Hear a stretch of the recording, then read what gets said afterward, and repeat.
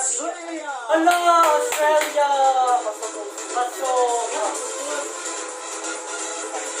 My name is Maria Patil, and I am Miss Australia Universe. My parents immigrated to Australia from India in the early 90s. They raised my brother and I here in the cultural hub of the country in Melbourne. We're a very close unit, and we breathe love, faith, and confidence into each other.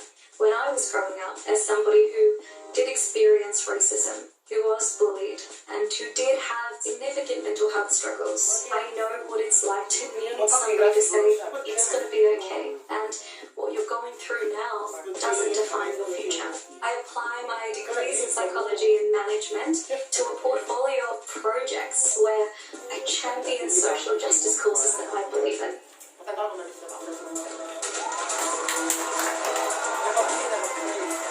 The next spot in the top 21 is France.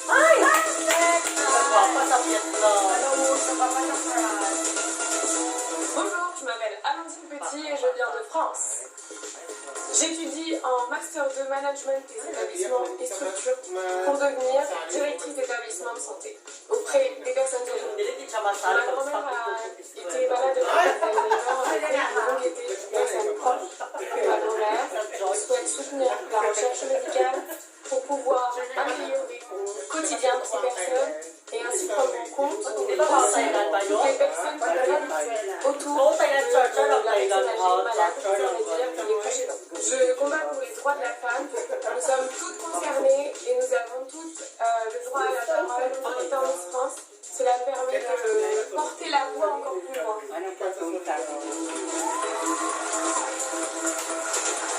Our fifth contestant to make it to the next round is Myanmar.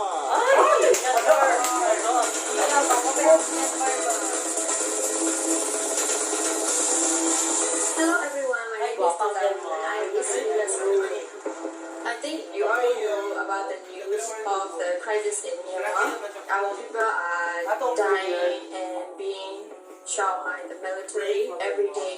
အမြင့်ဆုံးကမ္ဘာတရားကို speak out လုပ်ပေးကြပါလို့ပြောချင်ပါတယ်။ဒီမှာကိုလေးစီနဲ့ကျွန်တော်ကြားလို့ငါတက်နိုင်တယ်အားပြီးတော့တက်နိုင်လို့အထူးပြတာကမှmodeling ကိုစားလုပ်တယ် modeling ကိုလုပ်တာဖြစ်တဲ့အတွက်ကြောင့်အစအမအနေနဲ့တော့ makeup ပိုင်းနဲ့ပတ်သက်ပြီးတော့professional ဖြစ်ချင်တယ်။နောက်ပိုင်းမှာလည်း makeup နဲ့ fashion နဲ့ပို့ပြီးတော့model တယောက်လည်းလုပ်တာဖြစ်တဲ့အတွက်ကြောင့် makeup နဲ့ fashion မှာတော့ပို့ပြီးတော့ fashion လုပ်ပါတယ်။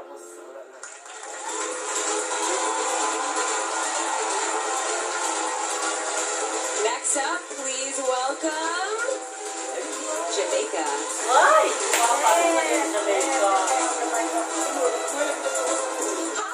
I am Michael Simone Williams, Miss Universe Jamaica.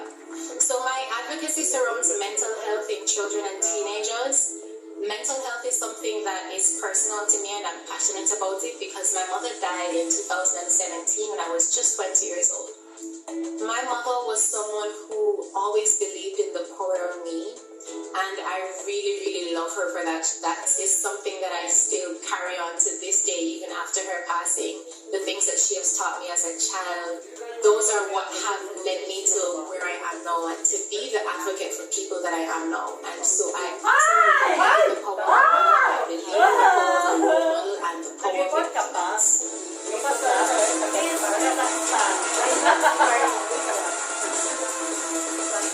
Also on her way to the top 21, Mexico. my God!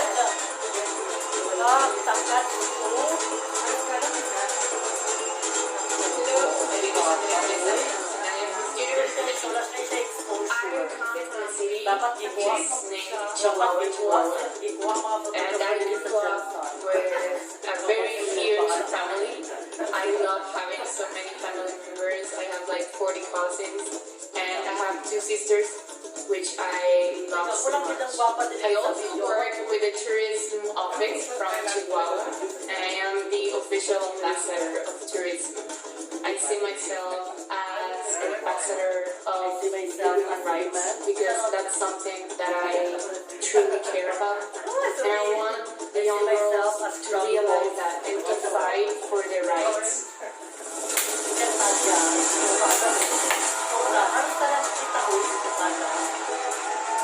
So many deserving contestants waiting for their names to be called. Unfortunately, they're going to have to keep waiting until after the break. We'll be back soon with more Miss Universe Live from the Seminole Hard Rock Hotel and Casino, Hollywood. Hey, Universe, it's time. I'm here with Maria, who is Miss Universe Australia. Congratulations. She was one of the 7 contestants to be named a semifinalist before the break. So, Maria, what's going through your mind right now? I mean, the first thing I'm thinking of is the fact that all my family and friends back home, Mario, they've baked cakes with my face on them, and I bet they're chomping into them right now. So they couldn't be here, but they're the people on my mind right now. That's awesome. And then we were talking during the break. This is your first time in America, right? Your first experience. What an experience. First time in the States, and what a story for the grandkids, because it's a global pandemic. I'm competing for Miss Universe, and I'm hanging out with Mario Lopez, so not bad. That's a whirlwind right there. Well, congratulations on making it to the top 21 right now. Let's throw it back to Olivia, who is hanging out on stage, ready to reveal who's going to be joining Maria on the stage. Thanks, Mario. We have a lot of anxious women on this stage, but just 14 spots left. Okay, the next delegate in the top 21 is Dominican Republic.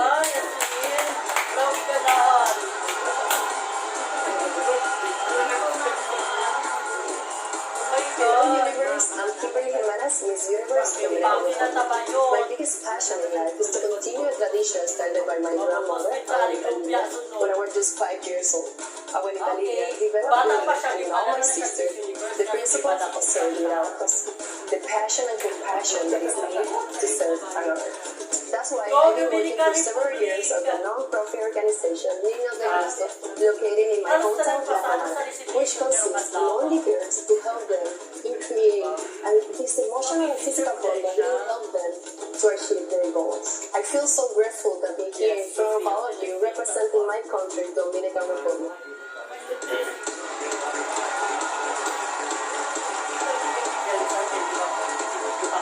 The 9th spot belongs to USA. Hello, I'm Aisha Branch, Miss USA. My greatest ambition is to be a success. And whether that success is within my business of Branch Beauty and continuing to expand that, or if it's in my career path somewhere in the entertainment industry, either way, I strive each and every day to be successful. Having grown up with my father incarcerated for half of my life really sparked my interest in wanting to improve our justice system and work towards prison reform. So that's where my initiative Love Letters began, and that's when I began reaching out to government officials to implement change and to help our inmates live a more humane life. Right.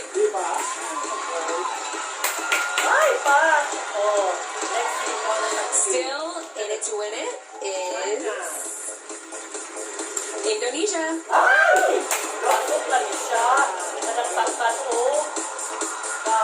Hi, my name is Ro. I'm one of 3 people call me and I'm Miss Universe Indonesia 2020.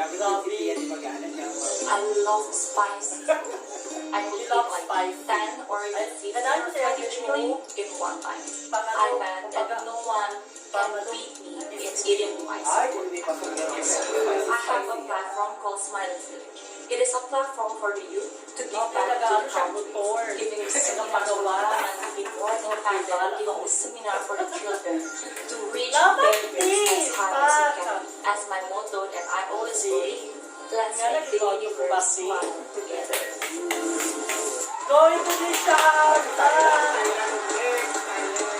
Remaining in the competition is Argentina.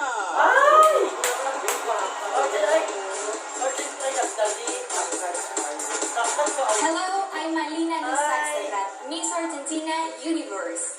I host a radio show together with my mother, and it's an amazing experience. The radio show is called World of Queens, and it's a space dedicated to pageantry, to fashion, to tourism capture, but also it's a space that is dedicated to women. For me, being a broadcaster is more than just a purity of TV. It's having the power to raise my voice, to defend my voice. For me, that's what makes communication so exciting. Being able to raise my voice for other people who may stay and keep in silence.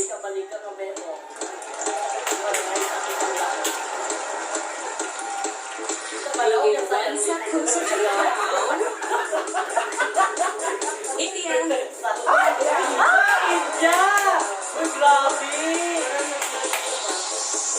Namaste, I'm Adeline Castellino, Miss Universe, India. I was born and raised in Kuwait. At that time, Kuwait was undergoing an attack and there was a war. When I came back to my country and to the city of dreams, Mumbai, I was mesmerized about how people from different religions, from different languages came together and stayed in India. Staying in India teaches you to get connected to your inner self and through that to God. And that's something that I resonate with. And I feel no matter where you come from, your soul will always find a place here in India.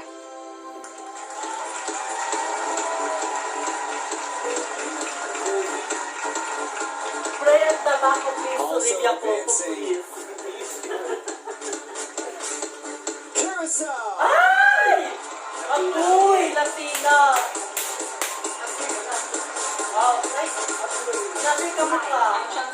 Miss Universe Curacao.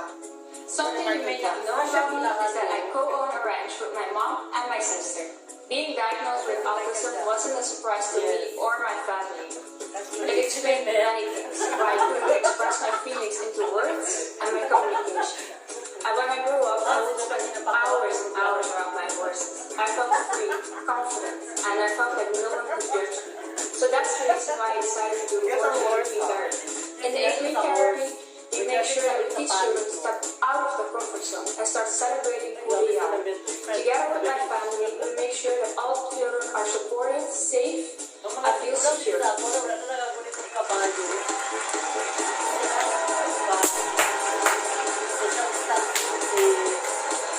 The next semi-finalist is Puerto Rico. Puerto Rico. Hi, my name is Estefania Soto and I'm Miss Universe Puerto Rico. My family is my biggest treasure. They are the source of strength and motivation that I have luckily for me every day, every single thing that I propose myself to do.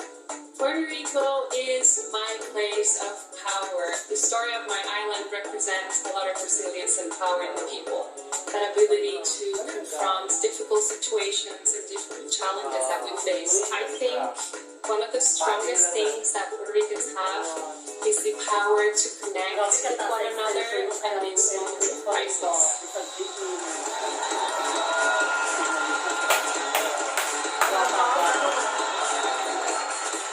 Congratulations to our second group of 7 semi-finalists. Let's check in right now with our expert analysts to get their thoughts so far. Thanks, Mario. 14 incredible women have been chosen. I can't believe there are just 7 spots left. I can't believe it, you guys. Where's Canada? Where is South Africa? Contestants are currently backstage preparing for the swimsuit competition, and 7 more in this group on stage will be joining them shortly. Olivia, who is the next young woman in the semifinals? Okay, the 15th delegate with a chance to become Miss Universe is Philippines.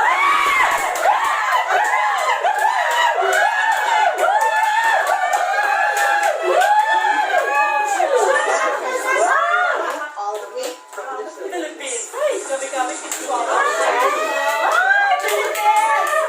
Education had transformed my life. Now I am a teacher and I hope that my students will see the value of education the way that I saw it. I live in a country where there's a lot of poor families And education is our social equalizer, that regardless of what background you have, what status of your family, if you educate yourself, you will be able to land a great job.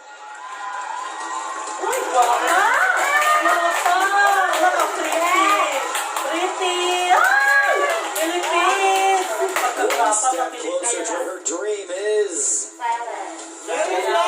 Brazil. I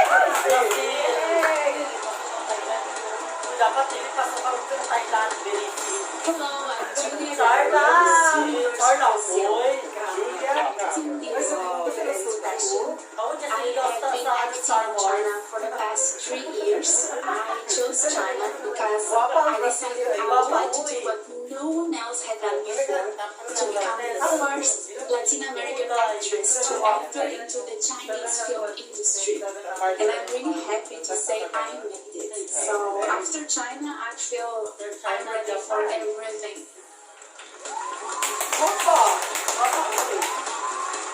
Only 5 spots left. And one wants to. Great Britain. Hello,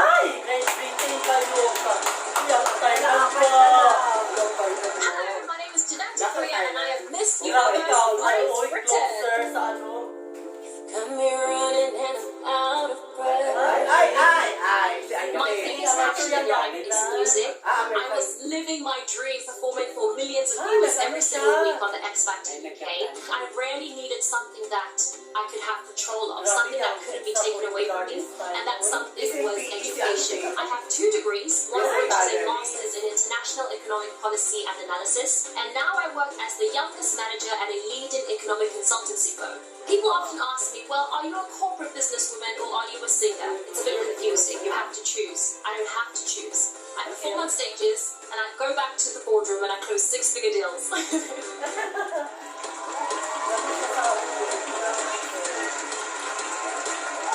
All right, we're moving on to the semis. Nicaragua.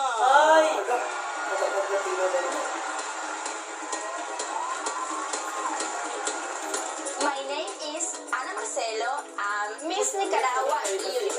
Soy ingeniera agroindustrial.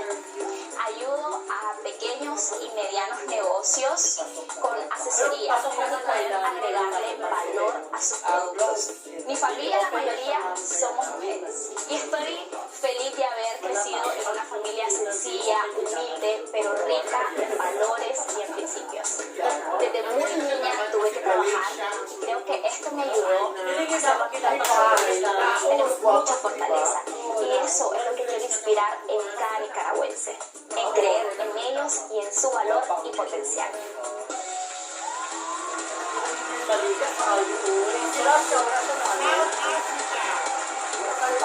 The next contestant to move on to the swimsuit round is Thailand.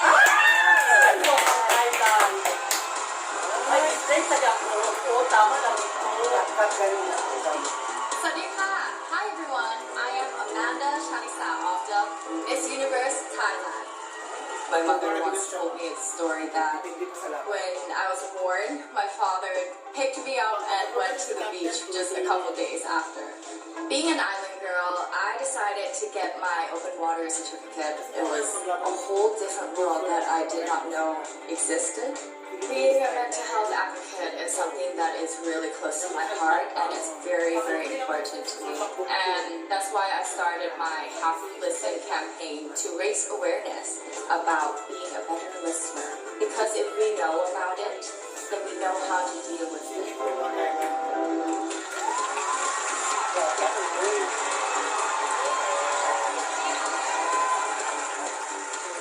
Where you can finally exhale. Costa Rica.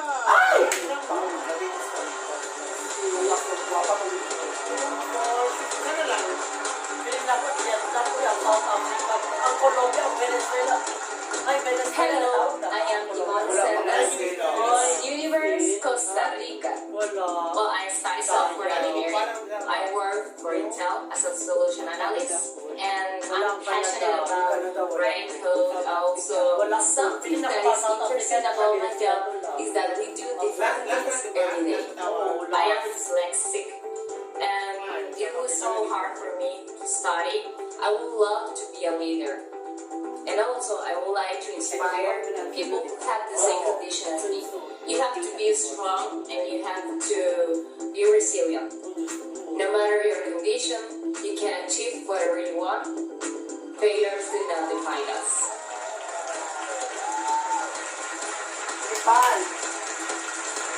Over 15 women anxiously waiting, but just one spot remains. The final contestant in the top 21 and the winner of what was the largest fan vote in Miss Universe history is Vietnam.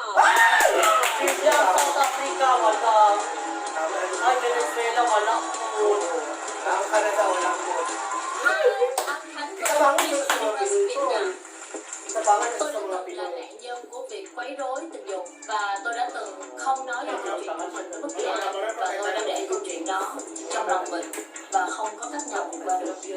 Và sau một quá trình là một nạn nhân của việc quấy rối tình dục thì tôi tự vượt qua cái điều đó và tôi đã sẽ tìm một cái bộ môn thể thao là boxing để tự phòng mình và tôi boxing khi mà có cái mệt mỏi thì căng thẳng thì